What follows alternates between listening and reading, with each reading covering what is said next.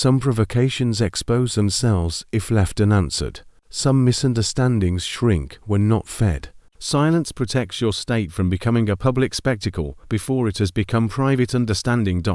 And once you begin practicing this, you discover something unsettling and liberating. Many situations that once seemed urgent were only urgent because your ego could not bear the discomfort of not responding. Many conversations that once seemed necessary were only necessary because insecurity demanded explanation. Many people who seemed powerful over you lose their grip the moment you stop giving them access to your nervous system through impulsive speech. The fourth truth is that powerful people stay silent because silence magnifies presence. There is a strange law of human attention. What is scarce acquires weight. What is abundant becomes ordinary. This applies to money, status, opportunity, affection, and speech. A person who talks constantly may still be interesting, but their words lose density.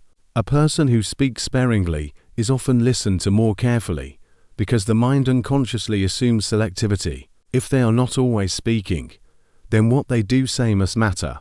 This is why presence often feels stronger in quieter people. It is not always that they are more intelligent. Sometimes they have simply learned not to dilute themselves. Every unnecessary sentence weakens impact.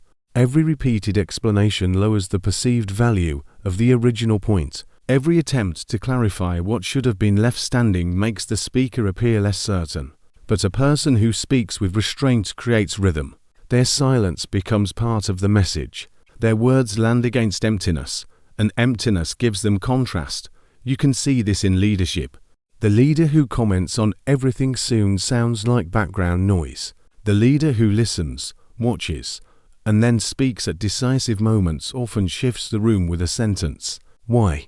Because silence concentrates authority. It suggests that speech has passed through judgment before arriving.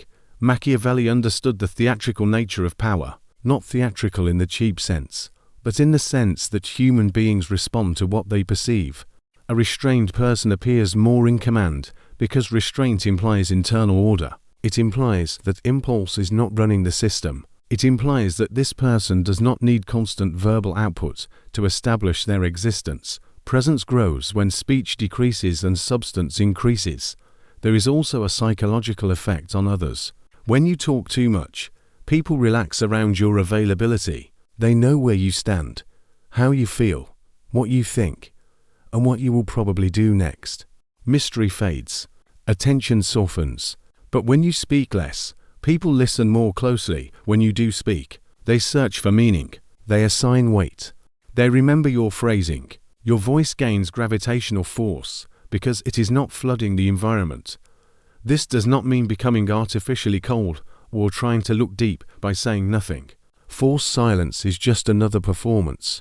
Real presence comes from congruence. You are silent because you are observing, thinking, choosing, and not needing to fill space just to feel real.